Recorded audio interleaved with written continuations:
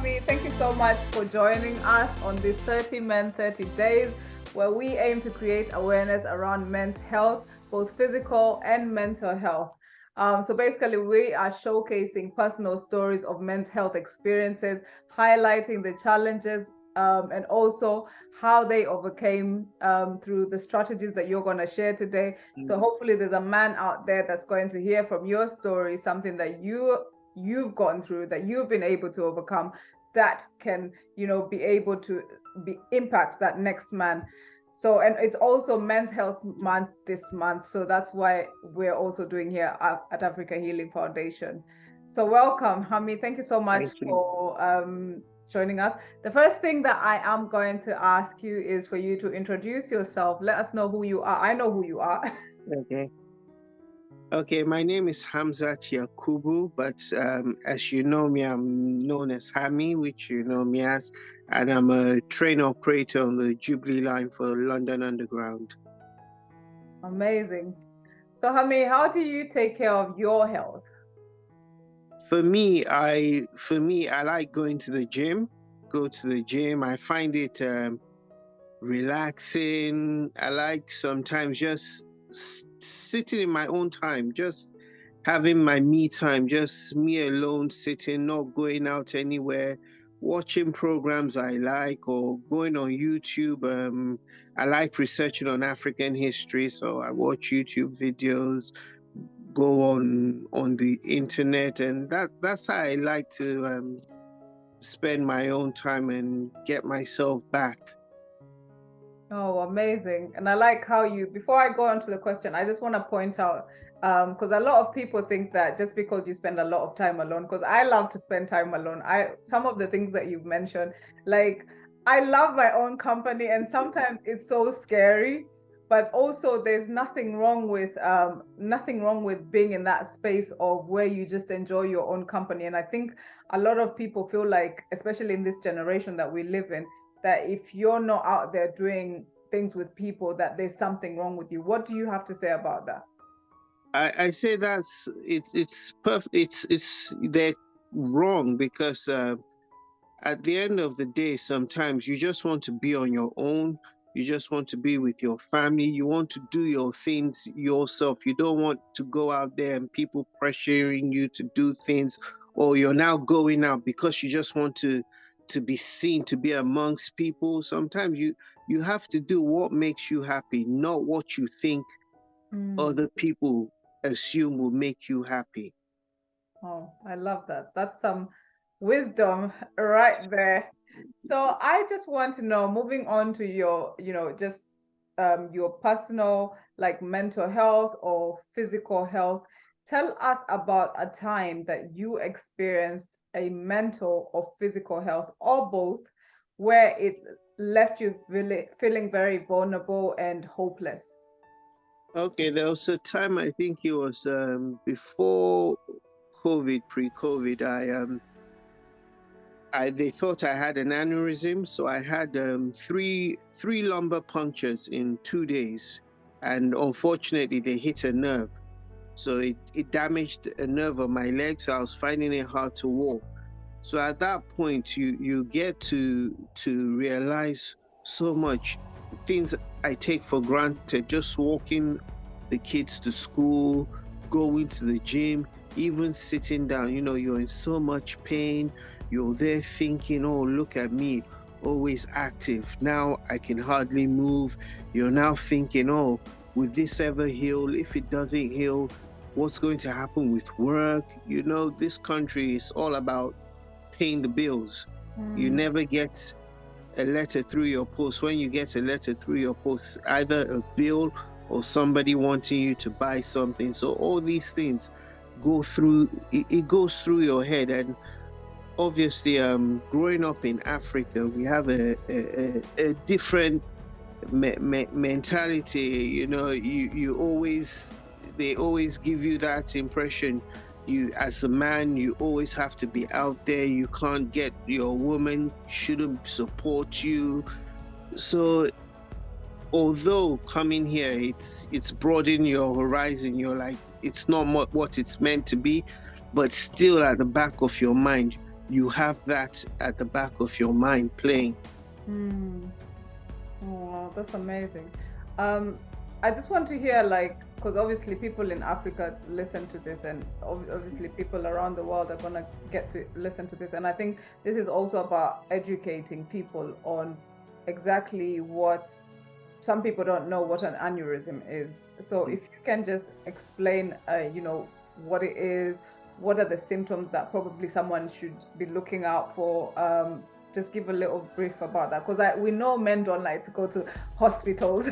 Yes, definitely. It's this constant banging headache that never goes. It's a sharp pain, and basically it's a blood vessel popping in the brain. And if the blood flows into the brain, you can end up losing your life. So they have to drain the blood out. But I was lucky that wasn't what the problem was. They still didn't know what it was. It was just one of those things that it happens normally. You just have that headache and it just couldn't go. So they thought that was what the problem was.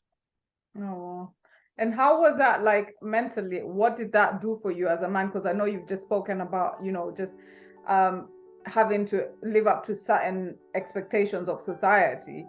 How was it, obviously you've got this health issue that you're worried about, and then you also have to worry about providing for your family. How was it for you mentally? It was tough.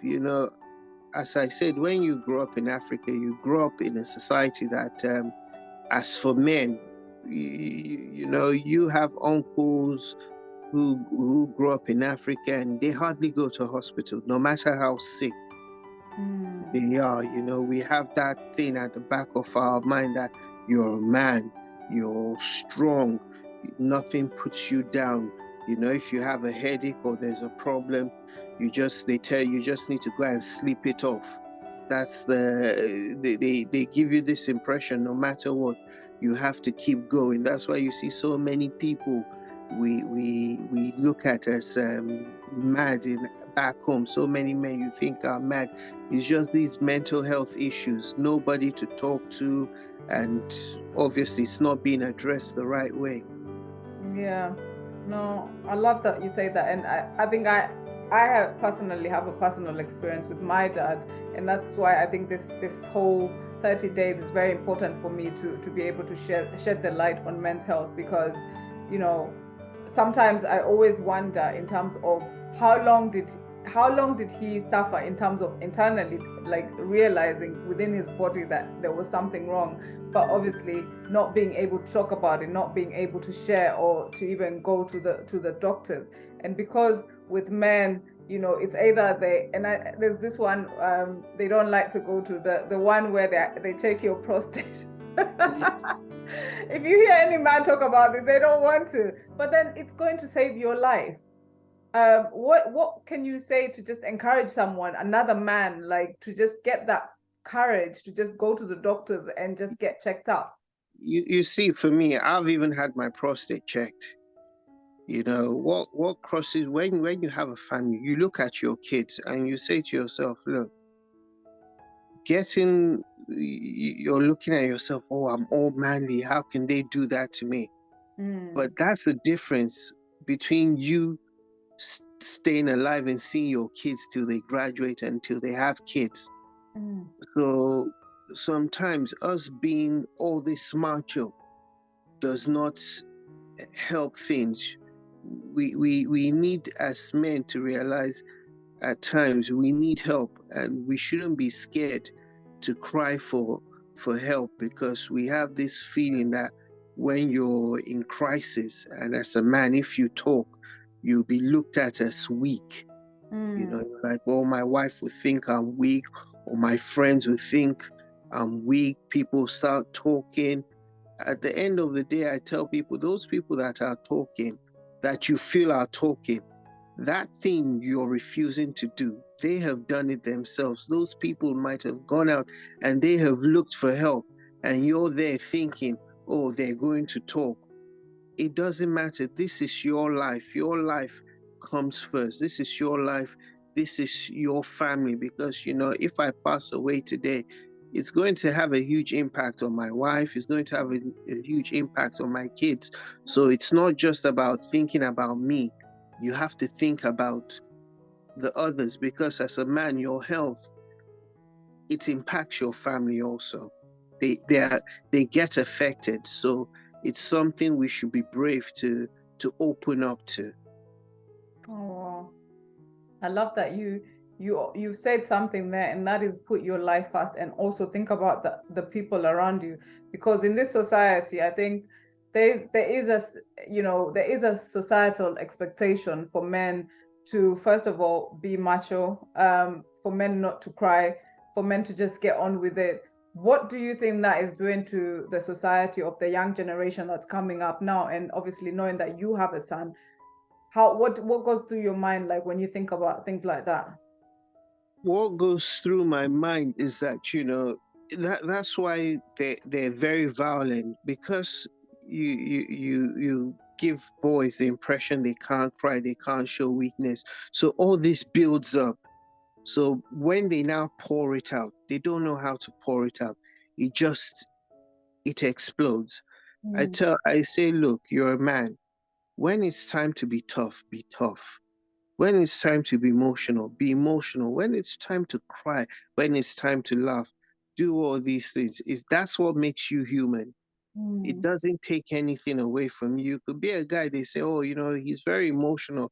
But they say, look, when it comes down with it, he's ready for action. He's ready for whatever. It doesn't take anything away from you. It just makes you human. That's all. That's what my own feeling. Mm. And I love that you say that. And there's one thing I really want to ask you, just coming from an African background, um, thinking about, because I was having this discussion in one of the earlier videos, and also just talking to young men, and especially in England, you see that there's a lot of angry black men.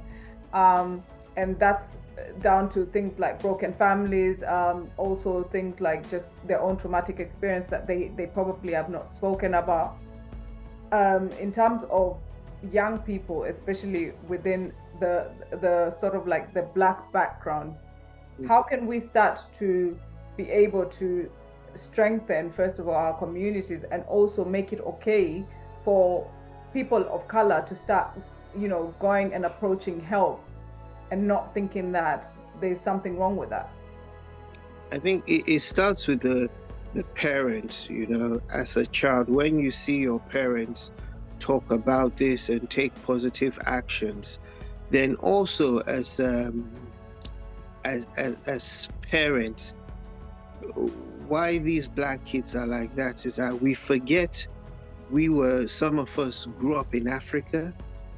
Some of us that grew up here in the UK, it was a very traditional African home.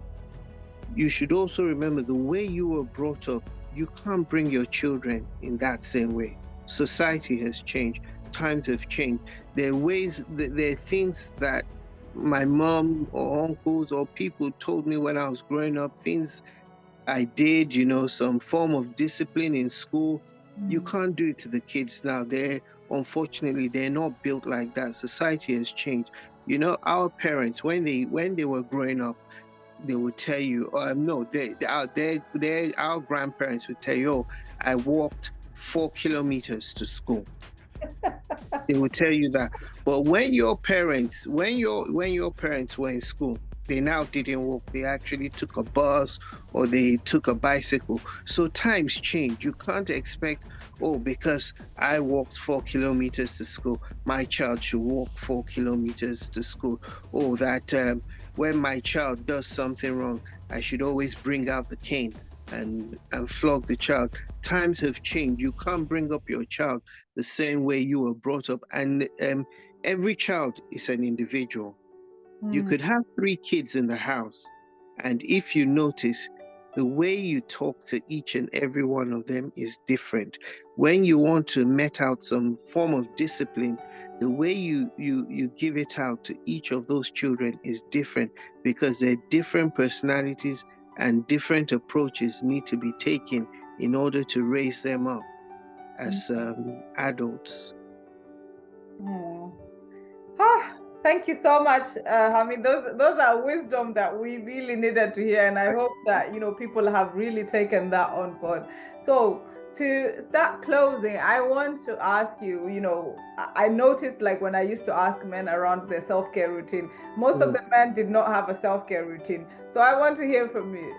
Do you have a self-care routine? And if you do, what is it? What I do for me sometimes, And not the gym. I hit the gym, but sometimes it's just little things. I could be crossing the road, and as I'm about crossing, I look and I see a car just whiz past, and I say to myself, "Wow, I could have been dead right now. I could have been paralyzed." And I just sit back and take a step and say, "You know what? I'm healthy." I look at my kids, the joy they bring to me. I look at my wife. I look at having a family that doesn't stress me. And for me, it keeps me sane. It keeps me sane. That's apart from the gym, that's my routine. It's just thinking about what I have and say to myself, you know what? Look at my son. He's 13. He doesn't give me these kind of problems. Look at what I go through to him. It's nothing. It's stress free. Those things like that, they keep me sane. For me, it's my family that keeps me sane. Just looking at them, and I wake up each morning and I'm like, I have these people. No matter what I do, if I fail or succeed, they would love me and they'll always be there to encourage me. That's what keeps me sane. Oh, I'm gonna cry, honey. It's gonna make me cry. So, my fun question. This is like the question where nobody knows what I am going to ask. Yeah. And I know you mentioned that you work on the trains. I Yes. want to hear about one funny incident that you had at work. Um. Okay. Funny incident. This wasn't. It was at Liverpool Street Station. Yeah. I was working. It wasn't. It was on the station. I was working, and this white two white guys. One is talking to his friend and says, "Oh, I hope I find someone that speaks English that can tell me where to get this train." So he turns to me. I overheard him. He turns to me and he asks me a question. And I turn to him and I say, "C'est n'est pas français?" And he turns to his mate. He's like, "Fucking hell, mate. He doesn't speak English." Excuse my language. So did you end up responding? No, I just left it like that and he walked away. So they just automatically assume that you don't speak English. Exactly. That's a lesson learned. Don't assume.